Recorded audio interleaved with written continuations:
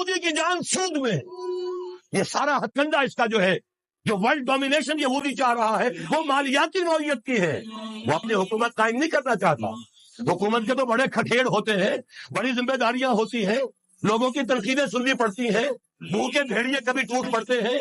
लिहाजा उनको छोड़ो, हुकूमत को खुद करें। हाँ, वो मेहनत करें हैवानों की तरह, मलाई हमारे पास आती चली जाए, जिंदा रहने की हद तक तो उनको देंगे।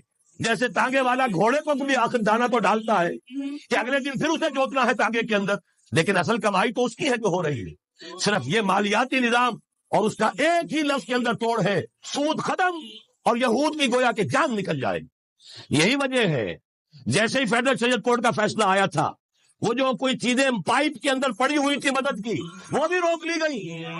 ये कौम किधर जा रही है? ये तो हमारे हाथ से निकली जा रही है। और जब तक कि उसके खिलाफ आईजी हुकूमत को